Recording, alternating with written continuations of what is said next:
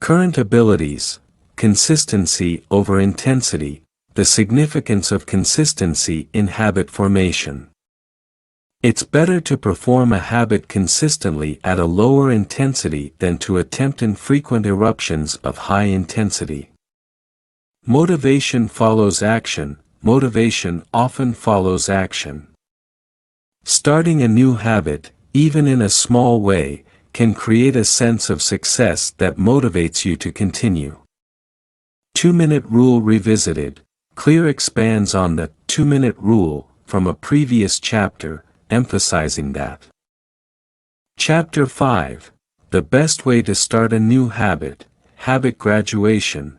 The concept of habit graduation, where you start with a small and manageable form of a new habit and gradually scale it up over time.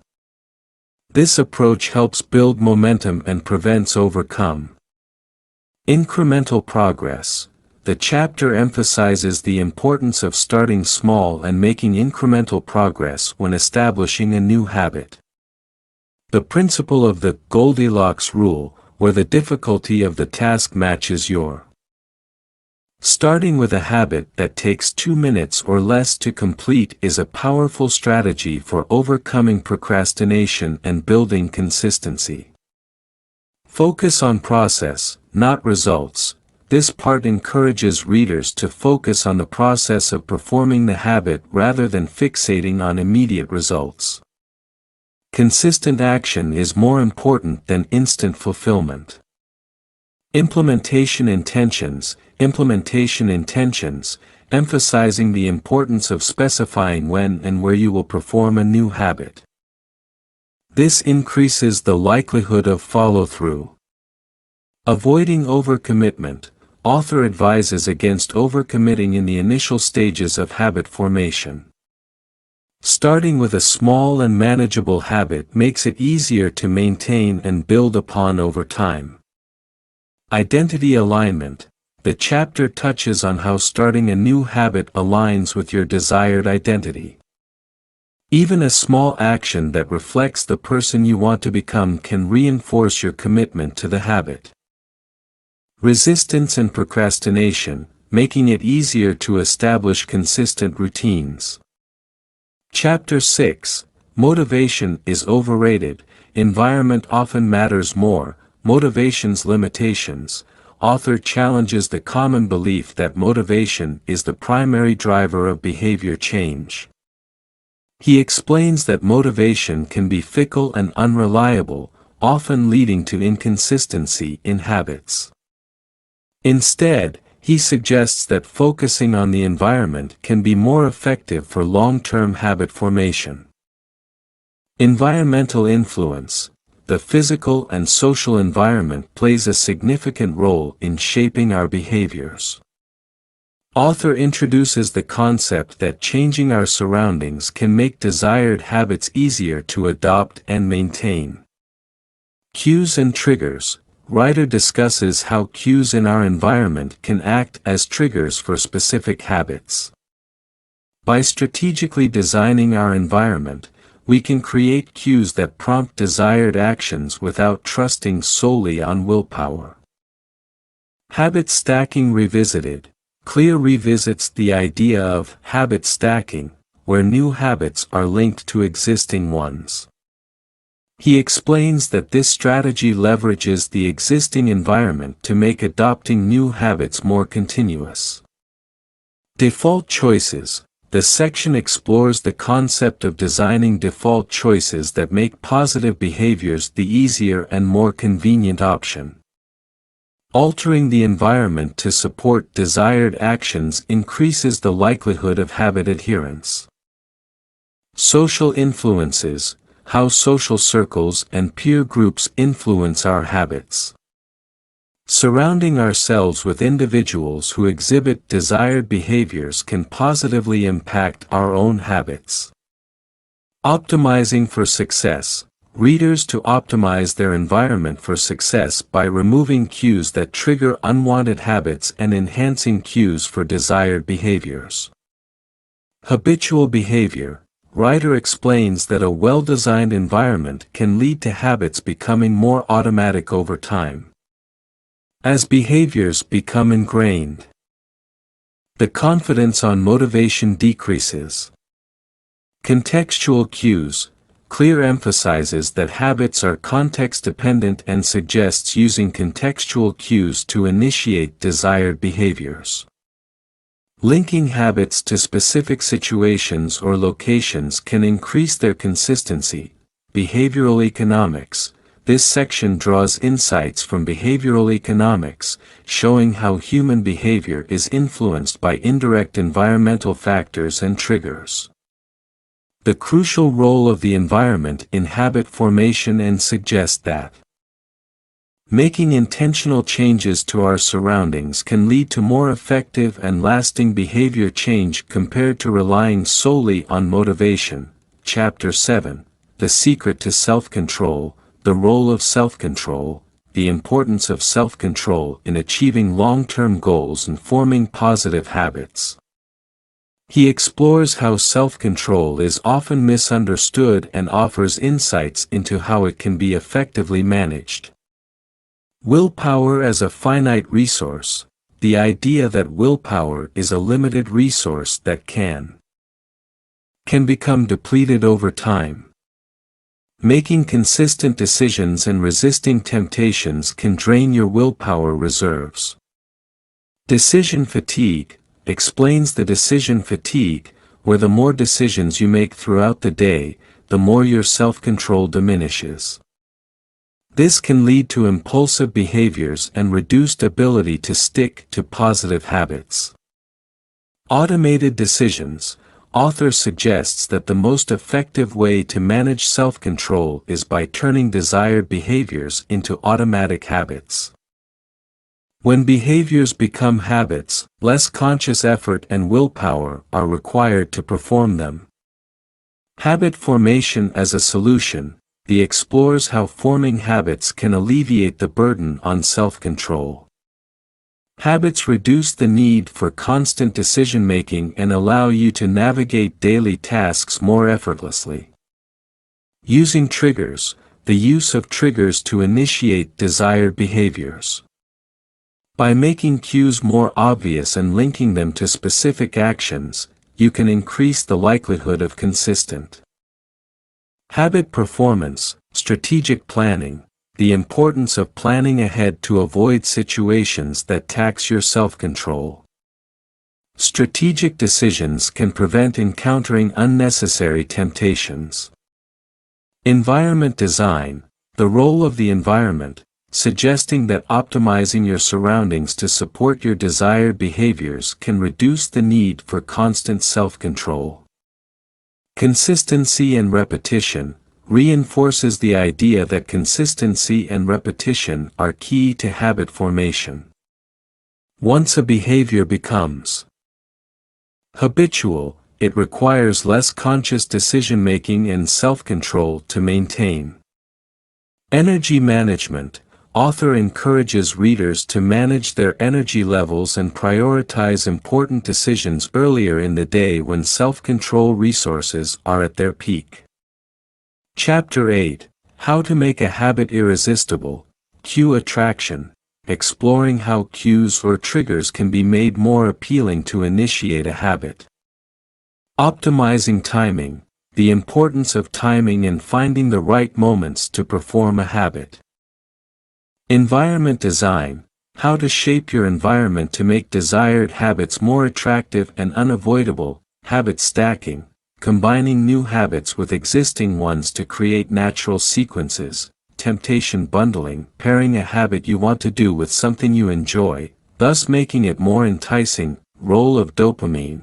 How the brain's reward system influences habit formation and motivation. Instant gratification. Strategies to provide immediate rewards or benefits for habits. Habit rituals. Developing pre-rituals or warm-up activities to enhance motivation for a habit. Social influences. The impact of social connections and accountability on habit adoption. Positive reinforcement. creating positive associations with habits through small wins and successes.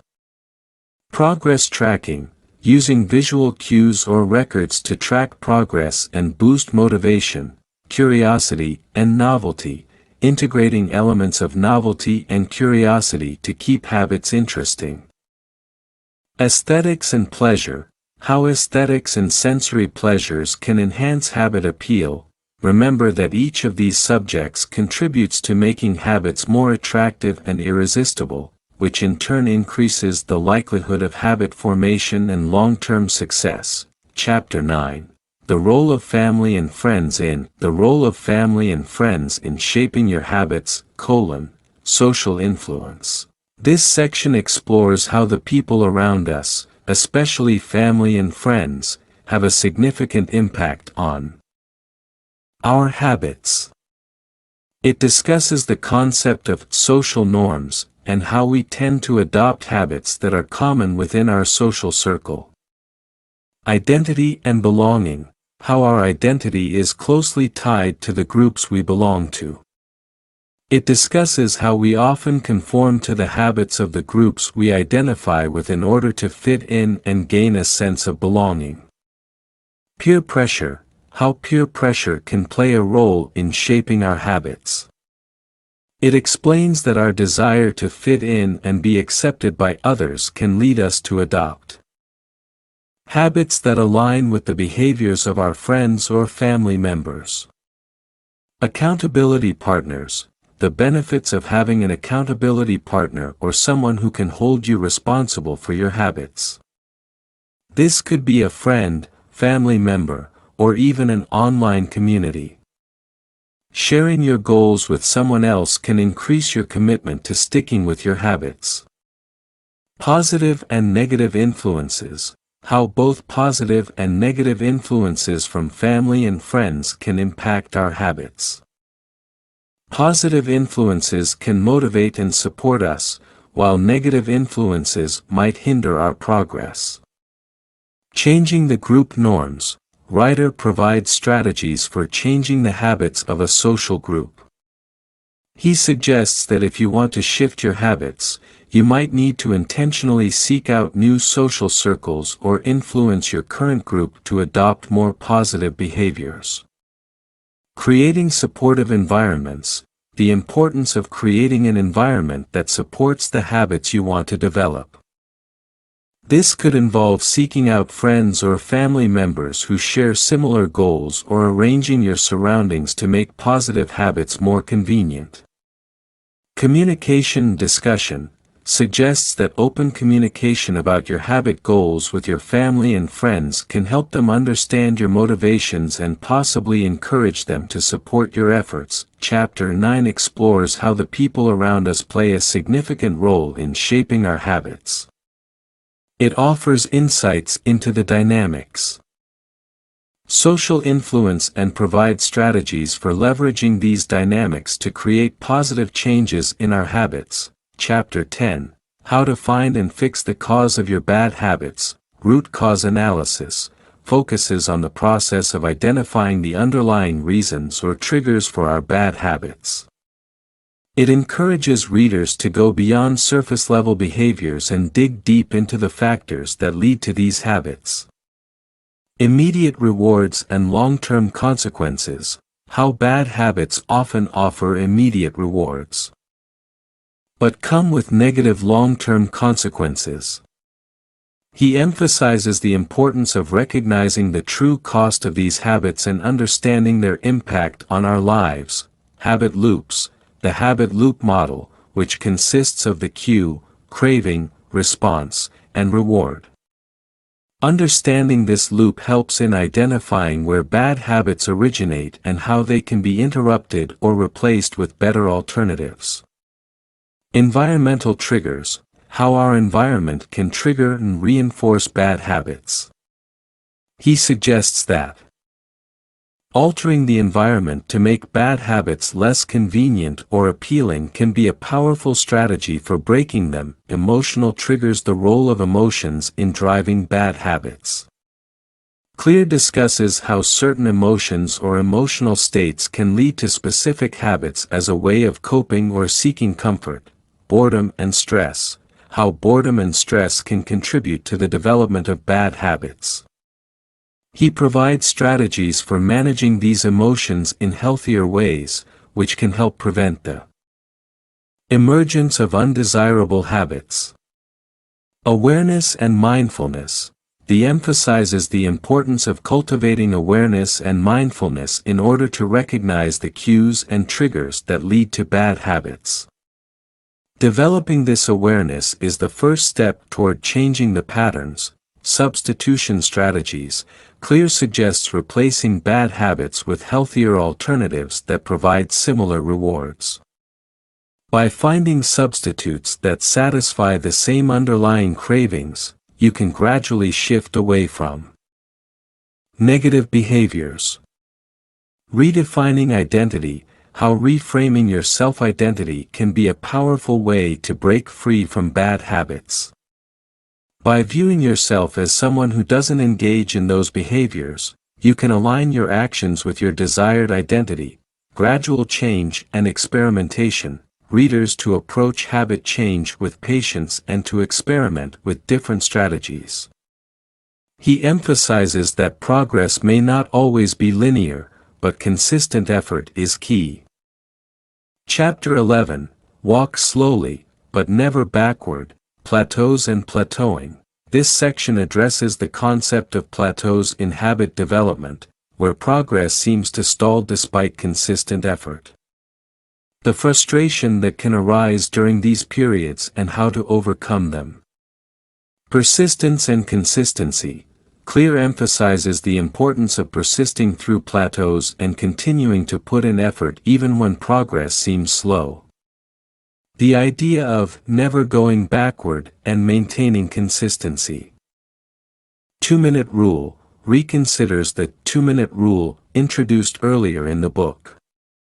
This rule suggests breaking habits down into smaller, manageable tasks that can be completed in 2 minutes or less, making them easier to start and maintain. Maintaining momentum. Author offers strategies to maintain momentum and keep making progress, even when it feels like you're stuck. Small wins and visible improvements can help reignite motivation and push through plateaus. Habit tracking and reflection. The benefits of habit tracking and regular reflection. By monitoring your habits and assessing your progress, you can identify patterns, adjust strategies, and stay committed. Batching and stacking habits. The concept of habit batching and stacking as strategies to overcome plateaus. Batching involves grouping similar tasks together for efficiency, while habit stacking involves linking a new habit to an existing one. Creative problem solving when faced with obstacle or plateaus. Clear suggests thinking outside the box to find new solutions and approaches to break through challenges. Reinvention and adaptation. The idea of reinventing or adapting your approach when necessary. Being willing to adjust your strategies or even change your goals can help you navigate plateaus more effectively. Maintaining identity.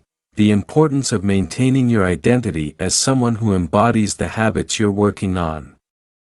This identity can serve as a powerful motivator during plateaus.